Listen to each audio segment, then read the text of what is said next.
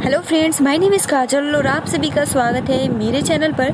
और आज की इस वीडियो में हम डिस्कस करने वाले हैं यूपीडीएलएड सेकंड सेमेस्टर सब्जेक्ट सामाजिक अध्ययन। जैसे कि मैं आप सभी को बता दूं कि कल हमने टॉपिक जो डिस्कस किया था वो था गुलाम वंश या दास वंश, जिसका जो संस्थापक था वो कुतुबुद्दीन ऐबक था। ठीक है, जो किसका गुलाम था तो मोहम्मद गोरी का था। तो हमने पूरा बहुत ही अच्छे से डिस्कस किया था और आज का जो हमारा टॉपिक रहेगा वो रहेगा खिलजी वंश। ठीक है, तो जो सबसे लास्ट जो शासक था गुलाम वंश का वो था कैकूबाद, जिसकी हत्या किसने की थी तो खिलजी अमीरों ने 1290 में कैकूबाद की हत्या कर दी। इस तरीके से अब गुलाम वंश के बाद खिलजी वंश का शासन आ गया है। तो चलिए फ्रेंड्स, हम जानते हैं खिलजी वंश के शासन काल के बारे में। तो सबसे पहला जो लाइन है कि खिलजी वंश का शासनकाल कब से कब तक रहा तो 1290 से 1320 ईस्वी के समय दिल्ली सल्तनत की सामाजिक, आर्थिक एवं प्रशासनिक महत्वपूर्ण परिवर्तन हुए। मतलब जो इसका काल क्रम रहा है वो खिलजी वंश का 1290 से 1320 ईस्वी के बीच में रहा है। ठीक है, पहला पॉइंट क्लियर हो गया। दूसरे पॉइंट में ये कह रहा है कि इस काल में न केवल शासक वर्ग के सामाजिक आधार में व्यापक परिवर्तन हुआ, अपितु आर्थिक क्षेत्र में भी भू राजस्व सुधार, बाजार नियंत्रण व्यवस्था के साथ साथ उलेमा वर्ग का राजनीति पृथक्करण से जैसे सुधार हुए। मतलब कि ये इतना ज्यादा परिवर्तन हुआ कि इस काल में न केवल शासक वर्ग के ही सामाजिक आधार में व्यापक परिवर्तन हुआ, जो उसका आर्थिक क्षेत्र था वो भी सुधार की गति पे आया, प्लस जो उसका बाजार नियंत्रण था उसकी व्यवस्था बहुत ही अच्छी हो गई थी। उसके बाद कहता है कि 1290 ईस्वी में जलालुद्दीन फिरोज खिलजी ने भारत में खिलजी वंश की स्थापना की, जिसने गुलाम वंश के अंतिम शासन कैकूबाद की 1290 ईस्वी में हत्या करके वह दिल्ली की गद्दी पर बैठा था। तो आप देख सकते हो जो खिलजी वंश का स्थापना किया था वो कौन किया था तो जलालुद्दीन फिरोज खिलजी ने किया था।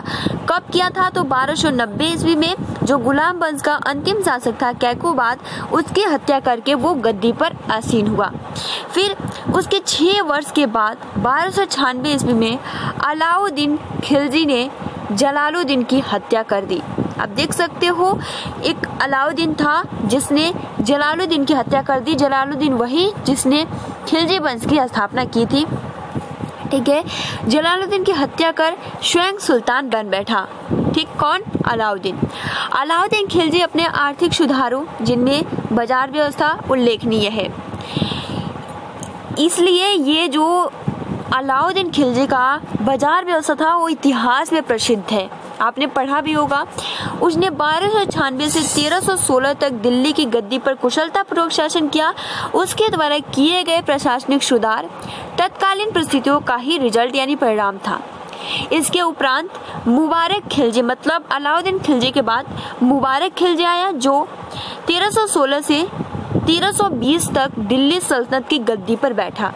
यह ऐसा पहला सुल्तान था जिसने खलीफा का प्रतिनिधि मानने से इनकार कर दिया था। ठीक है, प्रश्न ये आ सकता है कि ऐसा पहला कौन खिलजी वंश का शासक था जिन्होंने खलीफा का प्रतिनिधि मानने से इनकार कर दिया था, तो वो था आपका मुबारक खिलजी। दक्षिण भारत में अलाउद्दीन की विपरीत नीति अपनाई और नसरुद्दीन खुसरो खिलजी वंश का अंतिम शासक बना। तो यहाँ से ये प्रश्न आ सकता है, पहला पॉइंट तो यही क्लियर कर लीजिए कि जो खिलजी वंश की स्थापना हुई वो जलालुद्दीन फिरोज खिलजी ने किया। कब किया तो 1290 में किया। किस तरीके से किया तो गुलाम वंश का जो अंतिम शासक था कैकूबाद की हत्या करके वो दिल्ली की गद्दी पर आसीन हुआ। लेकिन उसके 6 वर्ष बाद ही 1296 ईस्वी में अलाउद्दीन खिलजी ने उसकी हत्या कर दी और गद्दी पर आसीन हो गया। और जो अलाउद्दीन खिलजी था वो इतिहास में प्रसिद्ध, और जो अलाउद्दीन का बाजार व्यवस्था था वो इतिहास में प्रसिद्ध है। ठीक है, तो अलाउद्दीन ने 1296 से 1316 ईस्वी तक शासन किया। फिर उसके बाद मुबारक खिलजी आया जो 1316 से 1320 ईस्वी तक शासन किया, और यह ऐसा पहला सुल्तान था जो खलीफा का प्रतिनिधि मानने से इनकार कर दिया था और अलाउद्दीन की विपरीत नीति अपनाई। और इसके बाद नसरुद्दीन खुसरो खिलजी अंतिम वंश शासक था। तो आई होप कि आपको बहुत ही अच्छे से क्लियर हो गया होगा। और गियासुद्दीन ने इसकी हत्या कर तुगलक वंश की नींव डाली। तो अब देखिए, अब यहाँ आपका खिलजी वंश खत्म हो गया, तुगलक वंश स्टार्ट हो गया। तो इसमें आप कोई भी डाउट नहीं आएगा। अगर आपके एग्जाम में खिलजी वंश से प्रश्न पूछा जाएगा, खिलजी वंश के बारे में विस्तार से बताइए, तो आप बहुत ही अच्छे से लिख सकते हो। पहला पॉइंट यही कि खिलजी वंश की जो स्थापना है या शासनकाल है वो 1290 से 1320 ईस्वी तक है। ठीक है, जो खिलजी वंश की स्थापना की थी वो जलालुद्दीन फिरोज ने की थी 1290 ईस्वी में। उसके बाद अलाउद्दीन खिलजी आया था जो जलालुद्दीन की हत्या कर दिया था। अलाउद्दीन खिलजी का जो बाजार व्यवस्था था वो इतिहास में प्रसिद्ध है। उसके बाद वह 1316 ईस्वी तक शासन किया। उसके बाद मुबारक खिलजी आया जो 1316 से 1320 ईस्वी तक शासन किया, जिसने खलीफा का प्रतिनिधि मानने से इनकार कर दिया और ये अलाउद्दीन के विपरीत नीति अपनाई थी। उसके बाद नसरुद्दीन खुसरो खिलजी वंश का अंतिम शासक बना और जो नसरुद्दीन खुसरो खिलजी था इसकी हत्या करके गियासुद्दीन तुगलक ने तुगलक वंश की स्थापना कर दी।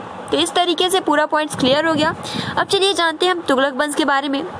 तो तुगलक वंश जैसे कि आप सभी को पता है, जो इसकी स्थापना किया है वो किसने किया है, तो गियासुद्दीन तुगलक ने किया है। गाजी मलिक अथवा तुगलक गाजी गियासुद्दीन तुगलक के नाम से 1320 ईस्वी में दिल्ली के सुल्तान बना। इस समय सल्तनत विस्तृत समस्याओं से घिरा हुआ था, जैसे कि नहर खुदवाने वाला गियासुद्दीन पहला शासक था।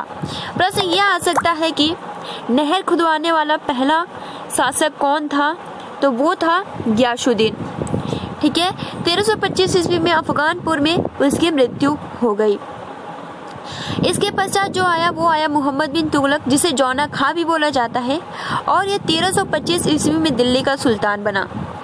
इसके शासन काल में 1333 ईस्वी में अफ्रीकी यात्री इब्न बतूता भारत में आया था। बहुत ही इम्पोर्टेंट है किसके काल में इब्न बतूता भारत आया था, क्योंकि ये प्रश्न बार बार पूछ लिया जाता है। तो वो मोहम्मद बिन तुगलक के शासन काल में 1333 ईस्वी में अफ्रीकी यात्री इब्न बतूता आया था।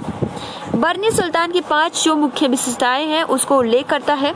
तो देखिए, फर्स्ट 2 आब में कर वृद्धि, सेकेंड देवगिरी को राजधानी बनाया, सांकेतिक मुद्रा जारी करना, ये कौन क्या है, सब मोहम्मद बिन तुगलक ने किया है। उसके बाद खुरासान पर आक्रमण, कराचील पर आक्रमण। ठीक है, तो ये 5 बहुत ही इम्पोर्टेंट है। अब देखिए, सुल्तान ने दीवान ए कोही नामक कृषि विभाग का गठन किया। बहुत ही महत्वपूर्ण ये लाइन है। जो मोहम्मद बिन तुगलक था उसने सुल्तान ए मतलब दीवान ए कोही नामक कृषि विभाग किसने बनवाया है, तो मोहम्मद बिन तुगलक ने। इस क्रम में ठट्टा में 1351 में इसकी मृत्यु हो गई। 1351 ईस्वी में मोहम्मद बिन तुगलक की मृत्यु के बाद उसका चचेरा भाई फिरोज शाह तुगलक सुल्तान बना। देख सकते हो, गियासुद्दीन के बाद मोहम्मद बिन तुगलक आया, फिर 1351 में इसकी मृत्यु हो गई। उसके बाद फिरोज शाह मतलब यानी उसका चचेरा भाई सुल्तान बना। उसमें एक सफल शासक के गुण एवं साहस दोनों का अभाव था। वो न ही सफल शासक था और न ही उसमें साहस था, दोनों की कमी थी। वह प्रथम सुल्तान था जिसने विजयों तथा युद्धों की तुलना में अपनी प्रजा की भौतिक उन्नति का श्रेष्ठ स्थान दिया था और शासक के कर्तव्यों को विस्तृत किया था। इस्लाम धर्म के राज्य को शासन का आधार बनाया और इस तरीके से 1388 ईस्वी में फिरोज तुगलक की मृत्यु हो गई। ठीक है, जो फिरोज शाह था उसकी मृत्यु हो गई। फिरोज शाह का उत्तराधिकारी उसका पौत्र तुगलक शाह था, जो गियासुद्दीन तुगलक द्वितीय के नाम से गद्दी पर बैठा। अगले 5 वर्ष में 3 शासक आए। नसरुद्दीन मोहम्मद जो 1394 से 1442 ईस्वी तक शासन किया, और जो अभी आप देख सकते हो सिंहासन रूढ़ हुआ, और तुगलक वंश का अंतिम शासक था नसरुद्दीन मोहम्मद। तो आई थिंक बहुत ही अच्छे से आपको क्लियर हो गया होगा। तो आज के इस वीडियो में हमने जाना खिलजी वंश और तुगलक वंश के बारे में, जो कि बहुत ही अच्छे से आप समझ भी गए होंगे। ठीक है, तुगलक वंश की स्थापना किसने किया है, गियासुद्दीन तुगलक ने। ठीक है, और जो ये गियासुद्दीन तुगलक था इसने सबसे पहला नहर खुदवाने वाला जो है वो गियासुद्दीन पहला शासक था। ठीक है, उसके बाद मोहम्मद बिन तुगलक आया, जिसे जौना खां भी बोला जाता है, और इसके शासनकाल में ही अफ्रीकी यात्री इब्न बतूता आया था। ठीक है, तो गाइस आप अच्छे से इसको नोट्स बना लीजिएगा, बहुत ही इंपॉर्टेंट है। ठीक है, तो फिलहाल आज के इस वीडियो में मिलते हैं अगले वीडियो में। अगर वीडियो पसंद आई हो तो लाइक कर सकते हो, अपने फ्रेंड्स मित्रों को शेयर कीजिए। तब तक के लिए thanks for watching, take care and best of luck.